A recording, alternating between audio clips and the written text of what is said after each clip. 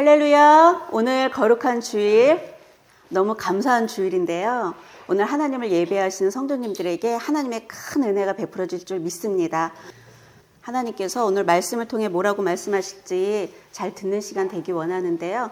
오늘 하나님께서 우리에게 주시는 말씀은요, 요한일서 2장 9절부터 보겠습니다.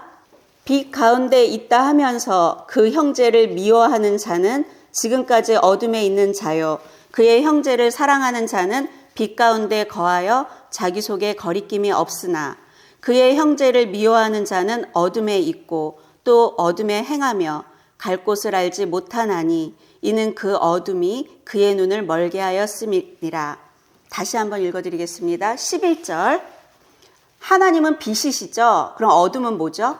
악한 영에 속한 영역이죠. 근데 11절에 뭐라 그러냐면 그의 형제를 미워하는 자는 어둠에 있고 또 어둠에 행하며 갈 곳을 알지 못하나니 이는 그 어둠이 그의 눈을 멀게 하였음이라. 요한일서 3장 14절 보겠습니다. 우리는 형제를 사랑함으로 사망에서 옮겨 생명으로 들어간 줄을 알거니와 사랑하지 아니하는 자는 사망에 머물러 있느니라. 그 형제를 미워하는 자마다 살인하는 자니 살인하는 자마다 영생이 그 속에 거하지 아니하는 것을 너희가 아는 바라. 아멘. 오늘은 미움의 죄에 대해서 알아보려고 하는데요. 오늘 이 말씀에서 뭐라 그랬죠? 형제를 미워하는 자마다 살인하는 자라 그러죠. 우리는 흔하게 쉽게 누군가를 미워하죠. 근데 이 미움에 대해서 하나님은 살인하는 죄라고 하죠. 그리고 우리는 미워하는 그것 때문에 어둠 속에 있을 수밖에 없다는 거죠. 이 미움이 얼마나 큰 죄인지도 모르고 늘 우리는 살아가면서 누군가를 미워하고 살아갑니다. 그럼 이 미움이라는 죄의 결과가 얼마나 무서운 것들을 만들어내는지 배워보기를 원하는데요. 하나님께서 우리를 이 땅을 다스리고 정복하며 살아가라고 우리에게 말씀하셨는데요. 우리가 죄를 짓는 가운데 있다면 우리는 이 땅 가운데 어둠 속에 마귀한테 끌려다니면서 노예처럼 살아갈 수밖에 없습니다. 그런데 너무나도 이상한 건 예수님께서 이 땅 가운데 왜 오셨나요? 우리의 모든 죄 문제를 해결해 주시려고 오셨고 그 죄 문제를 이미 다 해결해 주셨습니다. 그렇다면 우린 지금 이 순간 바로 오늘부터 죄를 짓고 살지 말아야 되는데요. 우리는 보는 것이, 듣는 것이, 말하는 것이 다 죄이기 때문에 어둠 가운데 살아갈 수밖에 없다는 거죠. 그럼 우리 인생이 왜 이렇게 되었는지를 알겠죠? 왜냐, 우리가 지금 죄 가운데 살아가고 있기 때문이에요. 그럼 우리 이 죄를 끊어야 되죠. 오늘은요, 사무엘하 13장을 통해서 이 미움의 죄가 어떤 결과를 만들어내는지 배워보도록 하겠습니다. 그 후에 이 일이 있으니라. 다윗의 아들 압살롬에게 아름다운 누이가 있으니 이름은 다말이라. 다윗의 다른 아들 암논이 그를 사랑하나. 여기 보면 다윗이 있죠. 하나님께서 이스라엘에는 첫 번째 왕으로 하나님께서 사울을 택하시고 그를 패하시고 그리고 두 번째로 다윗을 선택하셨는데요. 다윗을 보면 하나님께서 뭐라 그러죠? 너는 내 마음에 합한 자라고 너무나도 사랑하시죠. 근데 그 다윗에게는 첫째 아들이 있었어요. 그게 암논이고요. 두 번째 아들이 있고 세 번째 아들이 압살롬이에요. 근데 압살롬한테는요, 여동생이 하나 있었는데 다말이라고 있었죠. 오늘 그 얘기를 좀 해드리려고 해요. 근데 여기 1절에 보면 그 후에라는 게 되게 중요한데요. 그 후에, 어떤 후에 지금 앞으로 일어난 일이 일어났다는 거죠. 그럼 그 후에를 좀 알아봐야 돼요.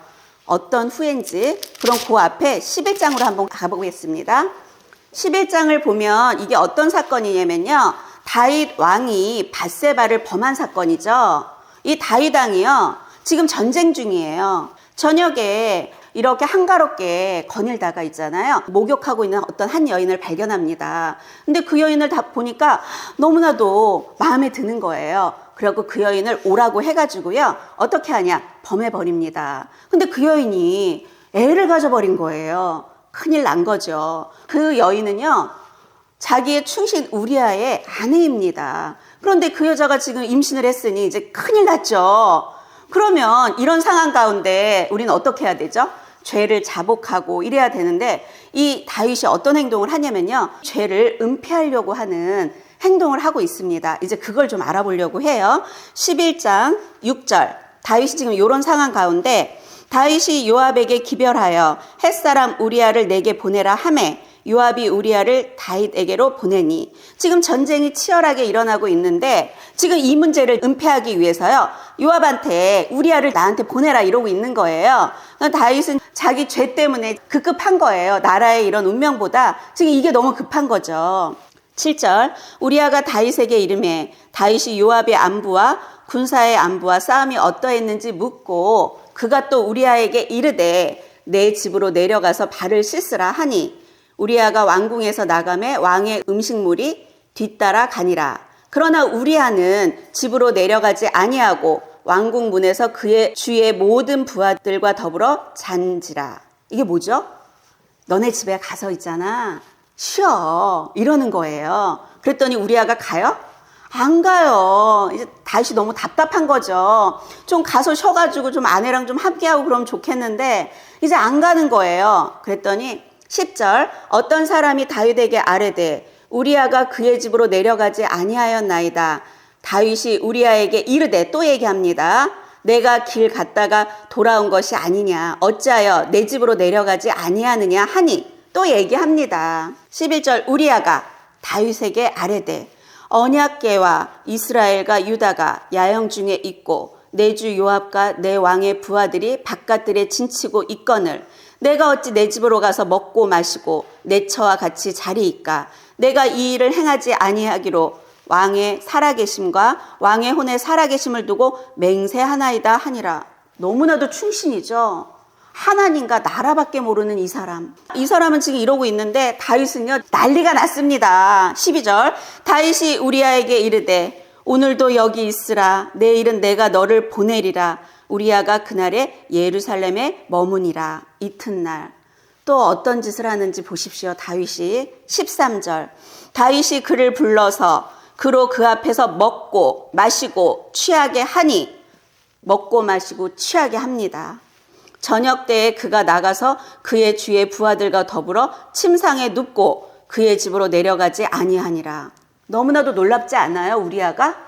아니 다윗이 꾀를 써서 또 먹고 마시고 막 술 취하게 만드는데도 어디 간다고요? 집으로 가지 않아요.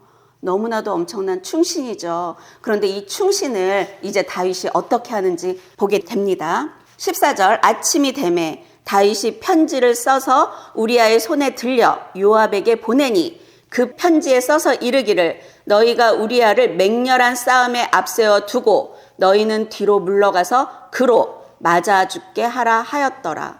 너무나도 무섭죠? 하나님께서 사랑하는 그 다윗이 이런 충신을 맞아 죽게 하래요. 이런 엄청난 죄를 짓죠. 그런데 우리 하나님은 살아계신 하나님이시죠. 우리 하나님은 공의의 하나님이시죠. 하나님이 이제 어떻게 하는지 보시겠습니다. 27절 그 장례를 마침에 다윗이 사람을 보내 그를 밧세바를 왕궁으로 데려오니 그가 그의 아내가 되어 그에게 아들을 낳으니라. 다윗이 행한 그 일이 여호와 보시기에 악하였더라. 우리아가 죽고 밧세바를 왕궁으로 들여오게 해서요. 자기의 아내가 되게 해요. 그 일이 어떻다고요? 하나님께서 보시기에 악하다는 거죠. 그래서 하나님은요. 우리는 죄를 지면 그 죄의 결과가 있습니다. 우리가 죄를 지는 게 얼마나 무서운 거냐면요. 대가를 지불하게 되어 있습니다. 로마서 6장 23절에 죄의 싹은 사망이라고 되어 있죠. 그게 무슨 얘기냐면 죄의 대가는 사망이라는 거죠. 그래서 우리 죄를 짓지 말아야 되는데요. 작은 죄 하나 이런 것도 아주 무서운 거라는 거죠. 근데 그 일이 여호와 보시기에 악하였죠. 12장 1절 여호와께서 나단을 다윗에게 보내시니 나단은 선지자죠. 이 선지자를 다윗에게 보냅니다. 12장 7절로 가보겠습니다. 두 번째 줄부터 볼게요. 이스라엘의 하나님 여호와께서 이와 같이 이르시기를 내가 너를 이스라엘 왕으로 기름 붓기 위하여 너를 사울의 손에서 구원하고 내 주인의 집을 내게 주고 내 주인의 아내들을 내 품에 두고 이스라엘과 유다 족속을 내게 맡겼느니라. 만일 그것이 부족하였을 것 같으면 내가 내게 이것저것을 더 주었으리라. 이게 무슨 얘기냐면 하나님께서 내가 너한테 다 줬다는 얘기예요. 다 줬고 너가 뭔가 부족하면 난 너에게 더 줄 수 있었는데 9절 그러한데 어찌하여 내가 여호와의 말씀을 업신여기고 나 보기에 악을 행하였느냐. 내가 칼로 햇사람 우리아를 치되 암몬 자손의 칼로 죽이고 그의 아내를 빼앗아 내 아내로 삼았도다. 그렇게 우리아의 아내를 빼앗은 이 일이 하나님이 어떻대요? 말씀을 업신여겼대요. 하나님께서 10절에 이제 내가 나를 업신여기고 햇사람 우리아의 아내를 빼앗아 내 아내로 삼았은즉 칼이 내 집에서 영원토록 떠나지 아니하리라 하셨고, 칼이 다윗의 집안에서 있잖아요. 이제 영원토록 떠나지 아니하겠대요. 이 약속을 하나님은 지키십니다. 죄의 결과는 얼마나 처참한지 몰라요. 11절 여호와께서 또 이와 같이 이르시기를 보라 내가 너와 내 집에 재앙을 일으키고 내가 내 눈앞에서 내 아내를 빼앗아 내 이웃들에게 주리니 그 사람들이 내 아내들과 더불어 백주에 동침하리라. 너는 은밀히 행하였으나 나는 온 이스라엘 앞에서 백주의 이 일을 행하리라 하셨나이다. 너무나도 무섭죠? 너가 이렇게 했으니까 하나님은요, 심은 대로 거두시는 하나님이세요. 내가 충신의 아내를 빼앗았잖아요. 너는 이걸 은밀히 했지만 나는 보는 데서 할 거야. 이렇게 말하는 거죠. 너무 무섭죠? 우리는요, 내가 심은 대로 거두는 인생을 살아갈 수밖에 없다는 거죠. 13절 다윗이 나단에게 이르되 내가 여호와께 죄를 범하였도다 하매 나단이 다윗에게 말하되 여호와께서도 당신의 죄를 사하셨나니 당신이 죽지 아니하려니와. 다윗이 하나님께 어떻게 해요? 잘못했다 그러죠. 그렇죠? 그랬더니 하나님께서 어떻게 하냐면요, 다윗의 죄는 사해줘요. 그래서 죽지 않는데요. 그런데 끔찍한 게 뭐냐면요, 14절 이 일로 말미암아 여호와의 원수가 크게 비방할 거리를 얻게 하였으니 당신이 낳은 아이가 반드시 죽으리이다 하고, 결국 우리아의 아내 밧세바가 가진 그 아이는 죽게 되죠. 그리고 나서 다윗의 가문에는 칼로 이제 이 집안이 어떻게 되는지 이제 앞으로 우리가 13장서부터 보게 되는 거죠. 죄는요, 엄청난 처참한 결과가 만들어진다는 것을요, 분명히 아시기를 예수님의 이름으로 축복드리고요. 이 죄 중에 미움이라는 거, 그 부분에 대해서 좀 특별히 보려고 그래요. 그래서 2절 그는 처녀이므로 어찌할 수 없는 줄을 알고, 13장입니다. 암논이 그의 누이 다말 때문에 우라로 말미암아 병이 되니라. 지금 암논이 압살롬의 그 여동생 있죠? 그 여동생한테 지금 상사병이 온 거죠. 상사병이어서 견딜 수가 없어 지금. 그런데 이거는요, 근친이잖아요. 그렇죠? 근친은 율법이 금하는 사랑이거든요. 그런 걸 하면 안 되는데 이 암논은 잘못된 생각, 자기의 잘못된 생각, 그리고 그런 감정에 사로잡혀 갖고 죄에 빠지기 일보 직전인데, 이런 생각과 감정들이 왔을 때 어떻게 해야 되죠? 예수의 이름으로 끊어내고 그렇게 이 죄를 끊어야 되는데요, 이걸 계속 품고 있는 거예요, 마음에. 그러면 이 죄가 우리를 어떻게 한다고요? 우리를 이제 눈을 어둡게 만들죠. 이것 때문에 병이 왔어요. 3절 암논에게 요나답이라 하는 친구가 있으니 그는 다윗의 형 시므아의 아들이요 심히 간교한 자라. 요나답이 누구냐면 다윗의 형 시므아라고 있거든요. 그의 아들이죠. 그런데 이는요, 어떤 자냐면요, 굉장히 전형적인 기회주의자고요. 굉장히 교활하죠. 우리는요, 친구를 정말 잘 사귀어야 돼요. 이 죄 가운데 있으니까 이제 요나답이라는 사람이 붙죠. 그러니까 뭐라 그러냐면, 그가 4절에 암논에게 이르되 왕자여 당신은 어찌하여 나날이 이렇게 파리하여 가느냐, 내게 말해 주지 아니하겠느냐 하니 암논이 말하되 내가 아우 압살롬의 누이 다말을 사랑함이니라 하니라. 이건 지금 율법에도 금하고 있는 거기 때문에요, 이러지 마십시오 해야 돼요. 그런데 이 요나답은요, 굉장히 교활한 자잖아요. 그랬더니 뭐라고 하냐면요, 5절에 굉장히 나쁜 조언을 하고 있죠. 요나답이 그에게 이르되 침상에 누워 병든 채 하다가 내 아버지가 너를 보러 오거든 너는 그에게 말하기를 원하건대 내 누이 다말이 와서 내게 떡을 먹이되 내가 보는 데에서 떡을 차려 그의 손으로 먹여주게 하옵소서 하라 하니, 이렇게 하라고 하죠. 그랬더니 암논이 딱 들었더니 그게 너무 좋은 거야. 그래서 6절에 암논이 곧 누워 병든 채 하다가 왕이 와서 그를 볼 때에 암논이 왕께 아뢰되 원하건대 내 누이 다말이 와서 내가 보는 데에서 과자 2개를 만들어 그의 손으로 내게 먹여주게 하옵소서 하니. 지금 요나답이 가르쳐준 대로 그대로 하고 있죠. 다윗의 이렇게 권력을 이용해서 그 아빠를 지금 속이고 있는 거예요. 원래는 지금 마음에 어떤 꾀가 있죠? 지금 다말을 불러들여갖고 어떤 계획을 하고 있는데 지금 아버지를 이용하고 있죠.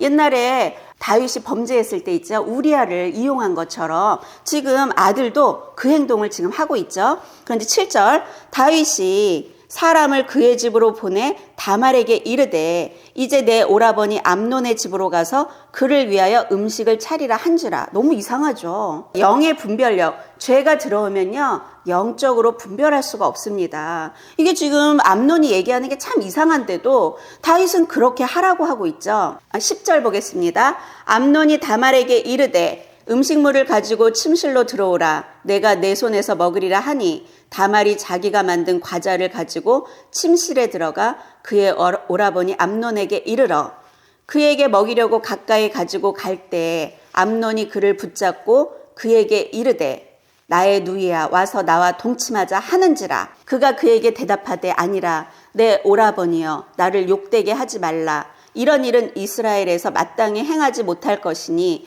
이 어리석은 일을 행하지 말라. 지금 멈출 기회를 주고 있습니다. 이렇게 하면 안 돼. 이렇게 하면은 큰일 나. 이렇게 얘기하고 있는데 멈추지 않죠. 그래서 내가 이 수치를 지니고 어디로 가겠느냐. 너도 이스라엘에서 어리석은 자 중에 하나가 되리라. 이제 청하건대 왕께 말하라. 그가 나를 내게 주기를 거절하지 아니하시리라 하되.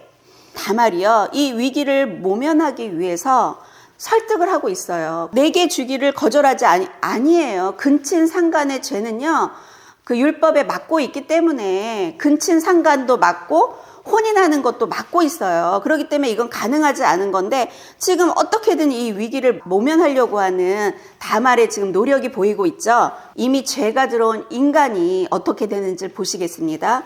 14절 암논이 그 말을 듣지 아니하고 다말보다 힘이 셈으로 억지로 그와 동침하니라. 이걸 뭐죠? 이걸 요즘 말로 얘기하면 성폭행을 하는 거죠. 15절 그리하고 암논이 그를 미워하니 이제 미워하는 미움이 전에 사랑하던 사랑보다 더한지라. 암논이 그에게 이르되 일어나 가라 하니. 너무 끔찍하죠? 육신적인 욕망은요 사랑이 아닙니다. 사랑은요 그 상대방을 아껴주고 절제할 수 있는 마음이 있는데 정이라 그러죠. 그거에 사로잡혔던 암논은요 이 죄의 결과가 어떨지 생각해보니 지금 다말이 어떨 거야? 꼴 보기 싫어진 거죠. 그러니까 꺼져버려 이러고 있는 거예요. 16절 다말이 그에게 이르되 옳지 아니하다. 나를 쫓아보내는 이 큰 악은 아까 내게 행한 그 악보다 더하다 하되 암논이 그를 듣지 아니하고 그가 부리는 종을 불러 이르되 이 계집을 내게서 이제 내보내고 곧 문빗장을 지르라 하니. 그래서요 하인이 다말을 끌어서 밖으로 내쫓아 버립니다. 너무나도 무서운 행동을 하죠. 암논이 다윗의 첫째 아들이거든요. 첫째 아들인데요. 도대체 다윗이 어떻게 그 양육을 했길래 이런 행동을 하는지, 그쵸? 이게 지금 하나님을 믿는 가정에서 일어나는 일입니다. 하나님을 믿지 않는 사람 가정이 아니고요. 하나님을 믿는 가정, 그것도 다른 사람도 아닌 다윗의 가정의 일입니다. 19절 다말이 죄를 자기의 머리에 덮어쓰고 그의 채색 옷을 찢고 손을 머리 위에 얹고 가서 크게 울부짖으니라. 20절 그의 오라버니 압살롬이 그에게 이르되 내 오라버니 암논이 너와 함께 있었느냐? 그러나 그는 내 오라버니이니 누이야 지금은 잠잠히 있고 이것으로 말미암아 근심하지 말라 하니라. 이에 다말이 그의 오라버니 압살롬의 집에 있어 처량하게 지내니라. 이때까지 압살롬을 보면요 굉장히 이성적이죠. 아니 이거를 내일이라고 생각해 보세요. 내 누이가 지금 누군가에게 성폭행을 당해 그 잠잠할 수 있습니까? 없어요. 이성을 잃어버리죠. 근데 이때까지 압살롬은요 굉장히 이성적이고 지금 동생을 위로하고 있어요. 요때까지는 괜찮습니다. 그런데요 21절 보겠습니다. 다윗 왕이 이 모든 일을 듣고 심히 노하니라. 왕이 이 일을 듣고 심히 노했어요. 그런데 문제는 뭐냐면요 이렇게 심히 노했는데 징계가 없어. 아들을 징계해야 되잖아요. 지금 암논을 징계해야 되는데 징계를 하지 않아. 압살롬은 그 아버지가 그 암논을 가만두지 않을 거라고 생각하고 이성을 차리고 우리 기다려보자 이렇게 했는데 다윗은 그 암논을요 징계하지 않아. 왜 그런지 아세요? 그거는 자신의 체면과 왕족의 명예가 거기 달려있잖아요. 장자거든요. 첫아들. 왕위 계승 1순위. 지금 암논은 그런 자였거든요. 그렇기 때문에 그거를 책망해야 되는데 책망하지 않고 있습니다. 이게 앞으로 얼마나 무서운 결과가 올 거라는 건 다윗은 상상하지도 못했을 거죠. 요거 잠깐 접어두고요. 잠언으로 가보겠습니다. 잠언 13장 24절. 매를 아끼는 자는 그의 자식을 미워함이라. 자식을 사랑하는 자는 근실이 징계하느니라. 징계해야죠. 자식을 징계해야 되는데 지금 이거 굉장히 중요한 문제잖아요. 만약에 암놈을 이때 징계했다면요 앞으로 일어날 엄청난 비극을 막을 수도 있었는데 징계했다는 얘기가 전혀 없습니다. 그래서 22절 압살롬은 암놈이 그의 누이 다말을 욕되게 하였으므로 그를 미워하여 암논에 대하여 잘잘못을 압살롬이 말하지 아니하니라. 지금 압살롬이 어떻게 하고 있대요? 지금 암논을 미워하고 있다 그러죠. 그런데요 잘잘못을 말하지 않아요. 왜 그럴까요? 가슴에 품습니다. 때를 바라보는 거죠. 이제 복수를 계획합니다. 23절 만 2년 후에 2년이 흘렀습니다. 2년 동안 압살롬은요 복수의 칼을 갈고 있었습니다. 에브라임 곁 바알 하솔에서 압살롬이 양털을 깎는 일이 있음에 압살롬이 왕의 모든 아들을 청하고 양털을 깎는 날은 뭐냐면요 엄청난 축제의 날이에요. 이 축제의 날에 지금 압살롬이 누구를 초대해요? 왕과 왕의 모든 아들을 지금 청하고 있죠. 그렇죠? 그런데 24절 압살롬이 왕께 나아가 말하되 이제 종에게 양털 깎는 일이 있사오니 청하건대 왕은 신하들을 데리시고 당신의 종과 함께 가사이다 하니 왕이 압살롬에게 이르되 아니라 내 아들아 이제 우리가 다 갈 것이 없다. 내게 누를 끼칠까 하노라 하니라. 압살롬이 그에게 간청하였으나 그가 가지 아니하고 그에게 복을 비는지라. 지금 압살롬이요 꾀를 내는 거예요. 암논을 끌어들이기 위해서요 아버지에게 먼저 얘기를 하는 거예요. 그랬더니 26절 압살롬이 이르되 그렇게 하지 아니하시려거든. 지금 아버지가 오시지 아니하시려거든 청하건대 내 형 암논이 우리와 함께 가게 하옵소서. 왕이 그에게 이르되 그가 너와 함께 갈 것이 무엇이냐 하되. 좀 이상하죠, 그렇죠?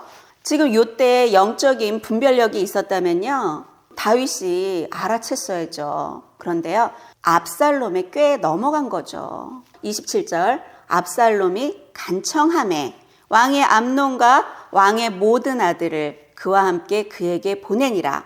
28절 압살롬이 이미 그의 종들에게 명령하여 이르기를 너희는 이제 암논의 마음이 술로 즐거워할 때를 자세히 보다가 내가 너희에게 암논을 치라 하거든 그를 죽이라. 두려워하지 말라. 내가 너희에게 명령한 것이 아니냐. 너희는 담대히 용기를 내라 한지라. 이렇게 압살롬은요 2년 동안 복수를 계획하고 있다가 결국 암논을 살인하게 됩니다. 이 미움은요 이렇게 무서운 거예요. 그런데 이제 이 미움 하나가 엄청난 결과들을 만들어냅니다. 압살롬의 종들이 압살롬의 명령대로 암논에게 행하매 왕의 모든 아들들이 일어나 각기 노새를 타고 도망하니라. 그들이 길에 있을 때에 압살롬이 왕의 모든 아들들을 죽이고 하나도 남기지 아니하였다는 소문이 다윗에게 이르매 왕이 곧 일어나서 자기의 옷을 찢고 두루눕고 그의 신하들도 다 옷을 찢고 모셔 선지라. 지금 다 죽었다는 소문을 들은 거잖아요. 그러니까 이제 실성한 거예요. 뭐 난리가 났어요. 지금 나라가 지금. 32절 다윗의 형 시므아의 아들 요나답 또 나오죠. 요나답이 아뢰어 이르되 내 주여 젊은 왕자들이 다 죽임을 당한 줄로 생각하지 마옵소서. 오직 암논만 죽었으리이다. 그가 압살롬의 누이 다말을 욕되게 한 날부터 압살롬이 결심한 것이니이다. 이 요나답 이거 너무 기회주의자죠. 이 왕위 계승 1인자인 암놈한테 붙어서 어떻게 해보려 그러다가 이제 누구한테 붙었죠? 다윗한테 붙었죠. 그런데 사실 이런 일이 일어난 근본적인 원인을 제공한 게 누구였죠? 요나답이었다는 거예요. 여기 잠깐 또 접어놓고 우리 잠언 13장 20절로 가보겠습니다. 지혜로운 자와 동행하면 지혜를 얻고 미련한 자와 사귀면 해를 받느니라. 말씀이 너무 정확하죠? 지금 미련한 자와 사귀니까 어떻게 되죠? 해를 받게 되죠. 암논은 요나답의 말을 듣고 그렇게 했다가 어떻게 됐어요? 죽임당했죠. 그런데 그 요나답이 또 자기 자신의 기회를 이용해서 또 다윗한테 붙어 있는데 다윗은 지금 그걸 알아요? 영적 분별력을 이제 완전 상실했죠.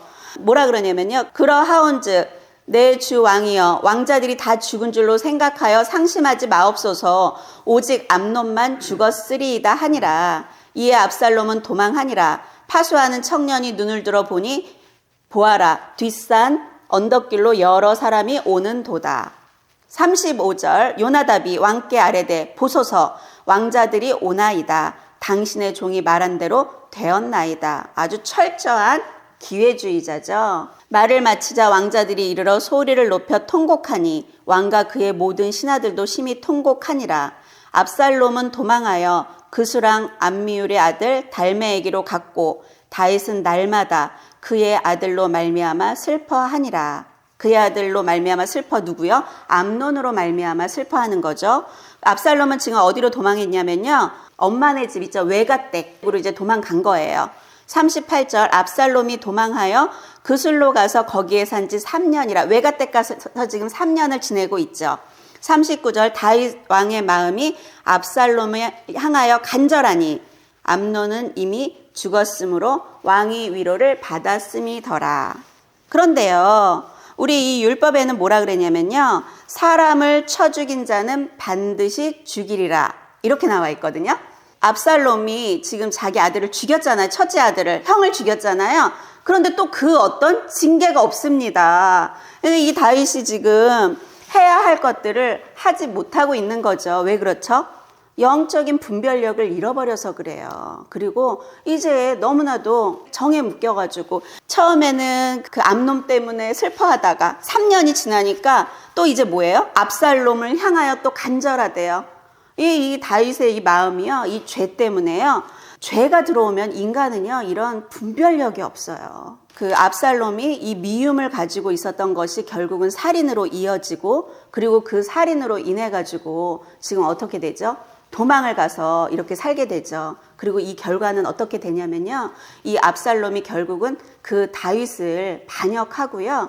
반역하고 그 다윗은 왕위를 잃어버리죠. 그래서 아버지 다윗과 압살롬이 싸우게 돼요. 그러다가 압살롬은 죽게 됩니다. 이런 처참한 결과, 결국 그 압살롬의 그 미움, 그 작은 미움 하나를 처리하지 못한 것이 자기가 어떻게 되죠?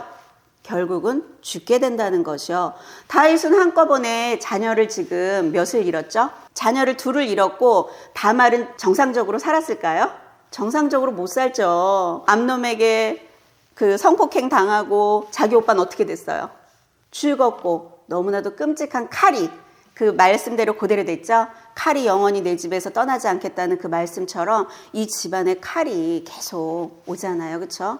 우리가 이 죄를요 가볍게 여기면 안 된다는 거예요.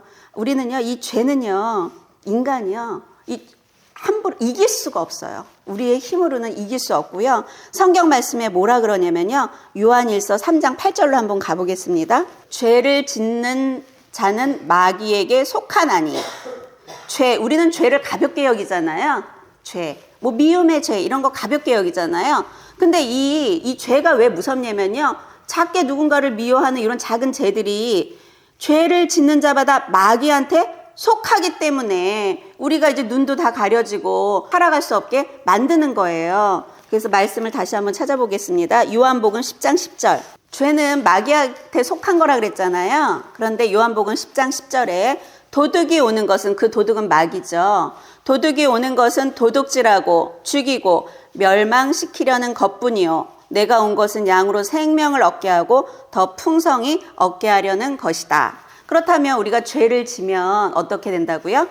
도둑이 나에게 와서 내 인생을 도둑질하고 죽이고 멸망한다는 거죠. 그런데 우리가 이렇게 교회를 다니면서 신앙생활을 한다고 하면서 하나님은 사랑이시다, 하나님은 사랑이십니다 이러죠. 그 반대의 하나님, 공의의 하나님은 생각하지 못하고 있는 거죠. 하나님은 결코 죄를 가볍게 여기지 않습니다. 우리가 죄를 짓는 그 순간부터 있잖아요. 그건 마귀에게 속한 영역이기 때문에 그 마귀가 우리를 도적질하고 죽이고 멸망하게 되는 거죠. 그렇다면 우리는 이 죄를 짓지 않기 위해 진짜 나를 쳐서 복종하면서 지켜나가야 된다는 거죠. 그런데 그분이 오신 건 나에게 생명을 얻고 더 풍성히 얻게 하려 하는 건데 내가 지금 죄 가운데 있다면 힘든 인생을 살아갈 수밖에 없다는 거죠. 지금 성도님들 한 분 한 분 내 인생을 한번 바라보세요. 내가 지금 인생이 생명으로 더 풍성하고 풍성한 인생이신가요? 아니면 내 인생이 도둑질 당하고 죽이고 멸망당하는 삶 가운데 살고 계신가요? 그렇다면 나를 한번 돌아보고 내가 죄 가운데 있지 않나 살펴보는 시간 되시기를 예수님의 이름으로 축복드립니다. 이 죄가 들어와서 인간적인 생각과 감정으로 모든 문제를 해결하잖아요. 그럼 하나님은 어떤 일도 하지 않으십니다. 우리 문제가 있을 때 그러죠. 하나님 저 좀 살려주세요. 하나님 저 좀 도와주세요. 그럼 하나님 우리에게 뭐라 그러시는지 아세요? 너 죄를 그걸 끊어라 이래요. 내가 끊고자 할 때 그때 하나님께서 도와주신다는 거죠. 이 다윗은요, 하나님의 엄청나게 사랑하는 사람입니다. 그런데 이 가문이 다윗 하나의 죄 때문에 철저하게 무너지고 있는 것들을 지금 성경 말씀에서 보게 되죠. 그리고 오늘은 특별히 이 미움이 얼마나 이렇게 무서운 죄인지를 알게 되죠. 그렇기 때문에 우리는 이제 이런 죄들이 올 때 마음을 지켜야 돼요. 마음을 잘 지켜야 되는데요. 하나님께서 로마서 12장으로 한번 가보겠습니다. 우리가 누군가 미워질 때 이 미움을 가지면 우리에게 너무 힘든 일들이 오잖아요. 로마서 12장 19절. 내 사랑하는 자들아, 너희가 친히 원수를 갚지 말고 하나님의 진노하심에 맡기라. 기록되었을 때 원수 갚는 것이 내게 있으니 내가 갚으리라 주께서 말씀하시니라. 뭐라 그래요? 원수 갚는 것이 나에게 있으니까 갚지 말래요. 그럼 어떻게 하라 그러는 거죠? 하나님께서 마태복음 6장으로 가보겠습니다. 그럼 우리가 누군가가 미운데 도대체 원수도 갚지 말라 그러고 어떻게 하라 그러는지 마태복음 6장 14절로 가보겠습니다. 너희가 사람의 잘못을 용서하면 너희 하늘 아버지께서도 너희 잘못을 용서하려니와 너희가 사람의 잘못을 용서하지 아니하면 너희 아버지께서도 너희 잘못을 용서하지 아니하시리라. 어떻게 하래요? 용서하래요. 용서. 그런데 우리가 용서할 수 있나요? 용서할 수가 없죠. 이렇게 암논처럼 내 자식을 이렇게 만들었다고 생각해 보세요. 어떠시겠습니까? 여기 계시는 어머님들. 찢어지기 쉽지 않으세요, 진짜?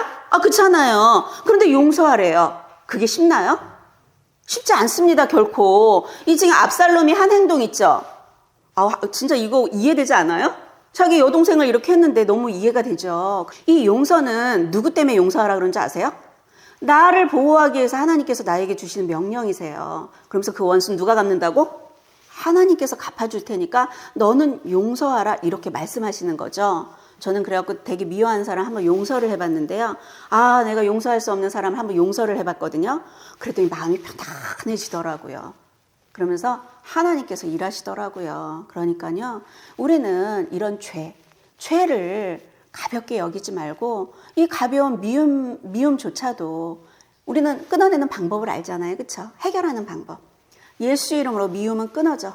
그 사람을 향한 미움 예수 이름으로 끊어져. 예수 이름으로 명령한다 끊어지죠. 이러잖아요. 끊어져요. 그리고요, 억지로라도 하나님 용서합니다. 하나님 용서합니다. 그리고 하나님이 일하십니다. 그리고 내가 원수를 갚지 않으면 하나님이 일하시는데 이렇게 내가 내 힘으로 칼을 든 자 칼로 망한다 그러잖아요. 그러니까 우리는요, 무엇이든지 내가 심은 대로 거둘 수밖에 없는 인생이라는 걸 알고 어떤 죄도 짓지 말고 항상 하나님께 맡기고 그러고 살아가야 됨을 믿습니다. 그래서요, 오늘 하나님께서 우리에게 뭐라고 또 말씀하시냐면요, 베드로전서 5장 8절. 근신하라 깨어라 너희 대적 마귀가 우는 사자같이 두루 다니며 삼킬 자를 찾나니. 어떤 자를 찾을까요? 우는 사자처럼 두루 다니면서 있잖아요.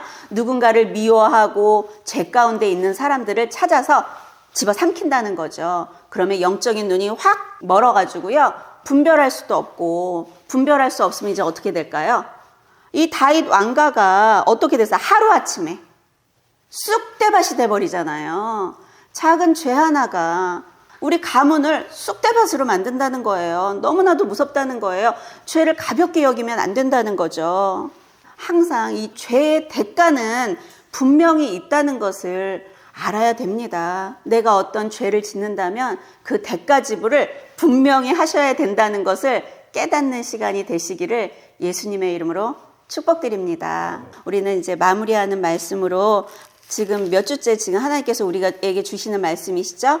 요한 1서 5장으로 가보겠습니다. 1절. 예수께서 그리스도이심을 믿는 자마다 하나님께로부터 난 자니.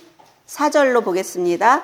무릇 하나님께로부터 난 자마다 세상을 이기느니라. 하나님은 우리에게 세상을 다스리고 정복하라 그랬죠?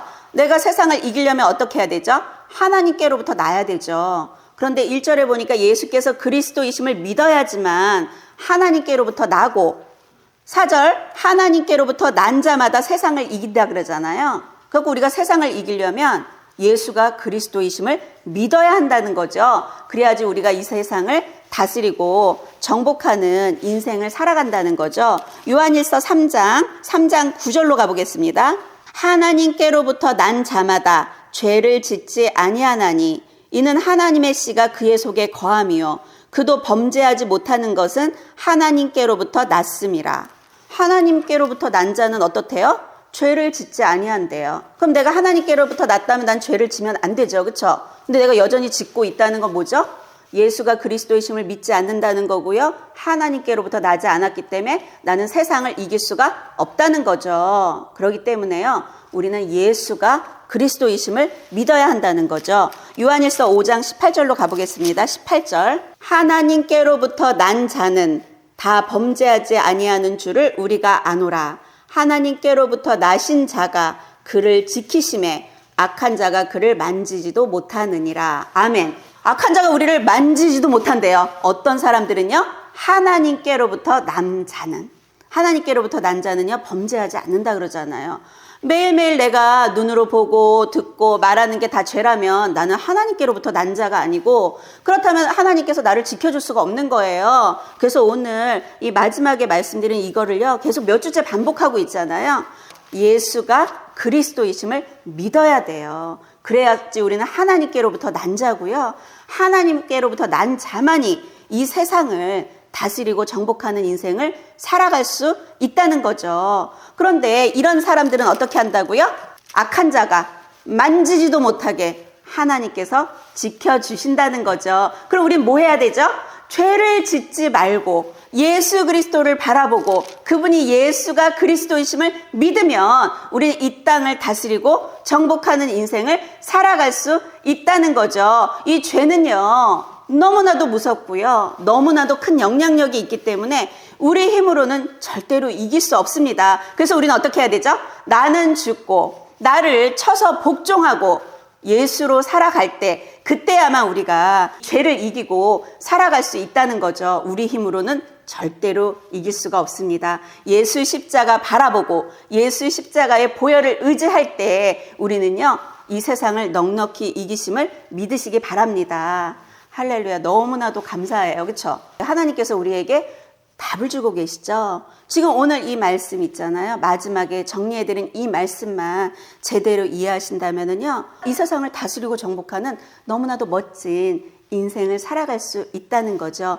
큰 산아, 네가 무엇이냐? 네가 내 앞에 평지가 될지어다. 우리는 인생을 살아가면서 우리 앞에 많은 문제들이 놓여 있습니다. 이 문제들을 밟고 지나갈 수 있는 비결이 뭐죠? 나는 죽고 예수로 살아갈 때 그분이 그리스도이시고 그걸 믿으면 이 세상을 다스리고 정복하는 멋진 인생을 살아갈 줄 믿습니다. 그렇게 하나님께서 우리에게 살아가게 하기 위해서 하나님이 찾으시는 교회에는요, 매주 끊어야 할 죄가 무엇인지를 지금 말씀해 주고 있는데요. 피 흘리기까지 철저하게 그것들을 끊어내며 오늘부터 우리 뭘 해야 되죠? 미움을 끊어내야 되죠. 미움을 철저하게 끊어내고 축복하고 용서하고 그렇게 하는 것이 우리가 하는 일이고, 그럼 하나님은 지금 내가 용서한 그 사람을 미워서 견딜 수 없는데 내가 그를 용서하면 그를 벌 주는 건 누구라고요? 하나님이시라고요. 하나님이 아무리 다윗을 그렇게 사랑해도 다윗이 범죄했을 때 어떡하죠? 징계하시잖아요. 하나님은 공평하신 하나님이세요. 공의의 하나님이시라는 걸 믿으시고요. 이 세상에 이렇게 나쁜 짓 하는 사람들을 왜 하나님이 그대로 봐두고 계시나? 다 그 이유가 있습니다. 하나님 분명히 심판하십니다. 그러니까요, 오늘 죄의 대가는 사망이라 그러잖아요. 이 목숨이 죽는 것도 죽는 거지만요, 영적으로 죽어버리면 우린 죽은 거나 마찬가지예요. 우리는요, 영혼이 잘 돼야 범사가 잘 되고 강건한 인생을 살아간다는 것을 믿으시기를 바랍니다. 너무나도 감사하고요. 매일매일 있잖아요. 우리가 무엇을 하고 살아야 되냐면요, 죄를 끊어내야 돼요. 우린 죄를 모르잖아요. 그런데 하나님께서 우리 교회는 그것들을 훈련하게 하잖아요. 그래서 죄가 자꾸 드러나, 그쵸? 죄가 너무나도 드러나잖아요. 죄가 드러나지 않으면 이거는요, 엄청나게 큰 문제입니다. 여기서 훈련받지 않으면 죄가 드러나나요? 전 제가 진짜 괜찮은 사람인 줄 알았다니까요. 너무나도 나 같은 사람이 있을까? 전 그러고 살았어요. 그런데 이 훈련을 하고 보혈 가운데 내가 들어가니까 죄인 중에 이런 괴수가 없어. 지금 여기 계신 성도님들, 내 죄가 너무나도 드러나서 난 너무 죄인 중에 괴수, 와, 이렇게 어떻게 이렇게 더럽지? 이렇게 생각되신다면 아주 은혜 받으신 겁니다. 왜? 하나님은요, 그 죄를 드러내서 수술해서 고쳐서 사용하시는 하나님이심을 믿으시기를 예수님의 이름으로 축복드립니다. 너무나도 감사합니다. 주일마다 너무 감사하다는 생각이 들어요. 왜냐면요, 하나님께서 우리에게 이렇게 너무나도 쉽게 가르쳐 주시잖아요. 똑같은 걸로 계속 반복해가지고, 그쵸? 가르쳐 주고 있죠? 그럼 내가 할 건 뭐죠? 열심히 죄를 끊어내십시오. 오늘부터 아주 열심히 끊어내십시오. 예수 이름으로 끊어져. 예수 이름을 끊어져. 미움은 끊어져. 누군가 비판하는 마음들 끊어져. 예수 이름을 끊어져 하면서 철저히 끊으시기를 예수님의 이름으로 축복드립니다.